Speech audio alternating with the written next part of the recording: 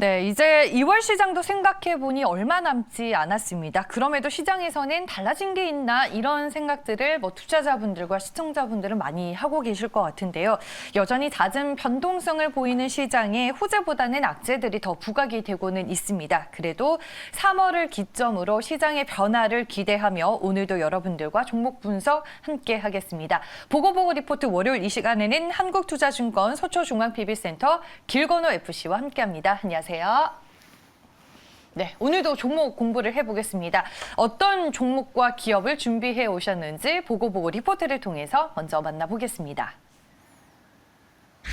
대선 이유를 준비할 때 22년 수소차 시장 3배 확대. 일진 하이솔루스 한번 가지고 와봤습니다. 수소차 얘기는 네. 요즘에 좀 많이 뜸해진 것 같아서 이슈나 뉴스거리가 없는 것 같아요. 없어요. 네. 없는데 네. 저희가 이제 대선 이야기를 그래도 최근에서 있어서는 그래도 이제 저희가 악재들을 제외하고 추가적으로 얘기할 때 항상 대선을 얘기했었는데 대선이 이제 얼마 남지 않았거든요. 대선 이유를 뭔가를 준비를 해야 되는데 대선 이유를 준비할 때 사실은 정부 정책을 빼놓을 수는 없습니다. 그래서 이제 정책 얘기를 한번 해보려고 하고요. 올해 이제 정부가 집중 육성하는 업종들을 이제 얘기를 했었는데 크게 보면 이제 미래차, 시스템 반도체, 메타버스, 바이오헬스 이렇게 크게 4가지라고 보시면 될 것 같아요. 근데 이제 이 중에서도 무공해 자동차 전환이 가속된다. 그러니까 무공해 자동차는 쉽게 설명하면 뭐 전기차, 수소차 이렇게 생각하시면 될 것 같아요. 근데 이제 올해 전기차 누적은 44만 대, 수소차는 5만 4천 대를 달성을 하겠다라고 얘기를 했는데 작년 대비하면 전기차는 2배가 늘어나는 거고요. 수소차는 2.8배가 늘어나는 거거든요. 그래서 여기에서 저희가 뭔가 할 수 있는 게 있지 않을까라고 예상을 하고 있고 그다음에 이제 수소 트럭 실증 사업은 이미 거의 끝나가고 있습니다. 그래서 본격적으로 수소 트럭들이 아마 도입되고 보급이 되지 않을까. 라고 예상이 되고 있는데 크게 보면 제네시스 얘기 한때 있었잖아요. 우리 이제 수소차 제네시스는 안 한다. 근데 수소차가 승용이랑 상용을 따로 생각을 사실은 하셔야 되거든요. 그러니까 승용보다는 상용이 수소차에 조금 더 특화돼 있다. 이렇게 생각을 하셔야 되는데 청소차나 냉동차 이렇게 이제 큰 특장형 대형 트럭이나 수소 광역버스가 아마 도입되지 않을까라고 생각을 하고 있고요. 무엇보다도 이제 사실은 전기차가 확대가 되고 수소차가 확대가 되려면 충전소 인프라는 필수입니다. 왜냐하면 항상 이게 고민거리가 될 수밖에 없는데 전기차 충전소도 작년에 한 10만 기 정도 있었는데 올해 6만 기를 플러스 알파 확충할 계획이 있고요. 수소차 같은 경우는 작년 기준으로 140기 정도밖에 안 됩니다. 그러니까 가장 걸림돌이었다라고 보시면 될 것 같은데 올해 한 310기까지 그러니까 한 170기 정도가 확충이 될 것으로 예상이 되고 있고 25년도까지는요 지역별로 균형을 맞춰서 한 450기 정도 늘어날 것으로 저희가 예상을 하고 있습니다. 그리고 추가적으로 본다라고 하면 우리나라뿐만 아니라 미국에서도 캘리포니아, 뉴욕, 뉴저지 등에서 클린 트럭 의무화 도입이 이제 시작이 됐거든요. 그래서 24년도까지 클린 트럭이 의무화될 것이다. 그래서 상용차 위주의 시장이 지금 조금 만들어져 가고 있는 시기다라고 보시면 될 것 같고 이후에서도 이제 나오는 것 중에 하나가 주요 도로 150km 단위로 수소 충전소를 의무화한다라고 얘기를 아예 대놓고 했어요. 그래서 상용차 전용 충전소 지원도 시작이 됐다. 그럼 여러 가지를 본다라고 하면 저희가 수소에 대해서 얘기가 안 나오고 있을 뿐이지 각국 정부에서는 이거에 대해서 준비를 하고 시작을 하는 해가 올해다. 이렇게 받아들이고 계시는 게 저는 맞을 것 같아요. 네.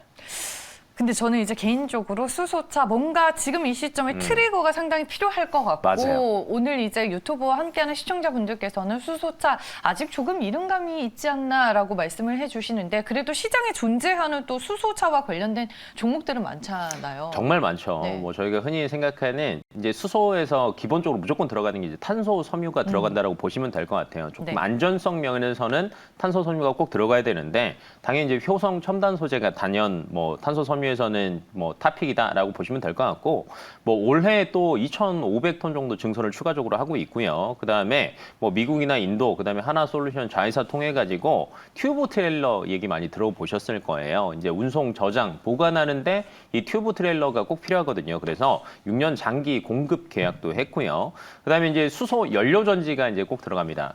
두산 퓨어셀도 있고요. 뭐 네. 여러 가지 회사들이 있겠지만 두산 퓨어셀 같은 경우에는 발전용 연료 전지를 하고 있다. 근데 이제 여기에 이제 호재로 저희가 예상을 하고 있는 것 중에 하나가 올해 우리나라도 이제 수소법 개정안이 통과가 될 것으로 예상이 되고 있고 해외 수출 물량은 사실은 항상 두산 퓨어셀 같은 경우는 기대 심리가 굉장히 많거든요. 그래서 수주 소식이 들린다라고 하면 조금 탄력을 받을 수 있을 것으로 보이고 있고 그다음에 이 수소 연료 전지의 핵심 소재가 멤브레인이라고 있습니다. 이 멤브레인은 상하프론테크라고 생각하시면 되는데 수전의 설비에도 꼭 들어가는 핵심 소재다라고 생각하시면 될 것 같고요. 그다음에 수소 연료 전지에 추가적으로 이제 또 주요 부품이 슈퍼 커패시터라고 있는데 비나텍이라고 있어요. 이제 글로벌 점유율 1위 기업이고 이제 또 반대로 저희는 글로벌 점유율 1위 기업은 또 일진 하이솔루스가 또 하나를 가지고 있는 게 있거든요. 그래서 오늘은 일진 하이솔루스에 대해서 조금 자세하게 한번 얘기를 해보겠습니다. 네. 시장에 존재하는 뭐 수소차 관련주, 효성 첨단 소재, 상하프론테크, 비나텍, 두산 퓨얼셀 뭐 쭉 얘기를 해주셨지만 일단 탑픽으로 보고 있는 네. 종목이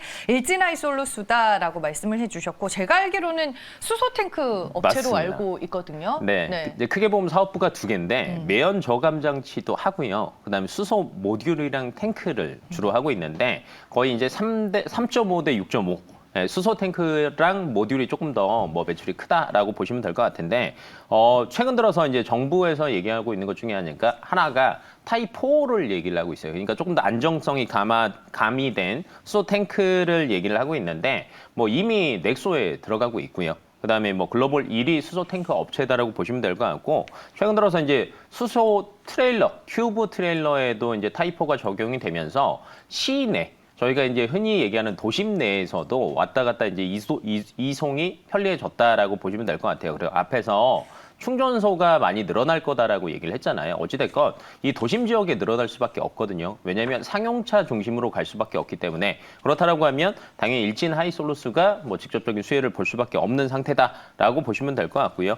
뭐 최근 들어서 이제 앞에서 EU랑 미국에서도 수소 충전소 관련된 이슈들을 제가 꾸준히 있다라고 얘기를 했잖아요. 근데 이제 수소차 개발 업체들이랑 충전 탱크 공급 계약도 충분히 계속 논의 중이어서 올해 뭐 상반기나 늦어도 하반기에는 뭐 수주 소식들이 분명히 들릴 것으로 예상이 되고 있습니다. 그리고 현재 이제 넥소가 수소차 뭐 승용차 부분에서는 넥소가 있는데 차기 모델까지 이미 공급 계약을 다 했었기 때문에 수소차에서도 뭐 크게 보면 이제 승용차가 늘어나는 것도 일진 하이솔루스가 뭐 수혜를 볼 수밖에 없다라고 보시면 될 것 같고 최근 들어서 이제 뉴스 중에 하나가 현대차가 미국의 대형 수소 트럭 시장을 진출한다.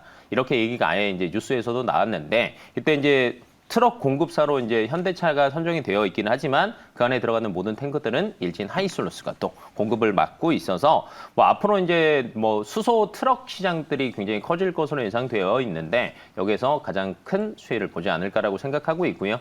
뭐 추가적으로 모멘텀들은 사실은 아직 많이 나오지는 않았습니다. 근데 사실 일진 하이솔루스가 처음에 공모가가 32,000원 정도였어요. 근데 시작하자마자 9만 원대까지 폭등을 했다가 이후로 계속 조정을 받고 있습니다. 근데 이제 최저가가 37,700원대까지 내려왔거든요. 근데 현재가가 보면 44,000원대입니다. 그러니까 가격적으로 보더라도 조금 매력적인 가격대에 뭐 갖춰지고 있다. 그리고 대선 이유를 생각한다라고 하면 정책이 뒷받침되는 수소가 조금 살아날 수 있는 시기가 오지 않을까라고 생각을 하고 있습니다. 회사의 성장성은 뭐 전혀 훼손이 되지 않았다 뭐 이렇게 네. 보시는 걸까요? 맞습니다. 뭐 네. 전혀 훼손이 되지도 않았고 가격 자체가 너무 매력적이다 보니까 대선 이후엔 분명히 친환경 얘기들이 나올 거고 미국에서도 이제 여러 가지 법안들이 통과가 될 수밖에 없거든요. 그러면 법안 통과되기 전에 저희가 이제 관련 주식들을 조금 담고 있어야 뭐 수혜를 볼 수 있지 않을까라고 생각하고 있고요.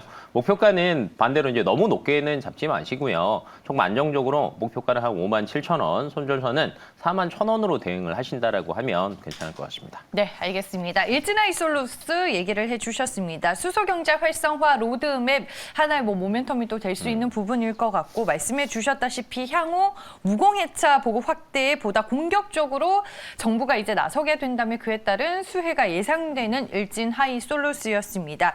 최근에 주가 4만 원대 위에서 거래가 되고 있는데 일단 목표 주가 57,000원으로 제시해 주셨으니까요. 여러분들 가격 전략까지 꼼꼼히 체크해 보시길 바라겠습니다.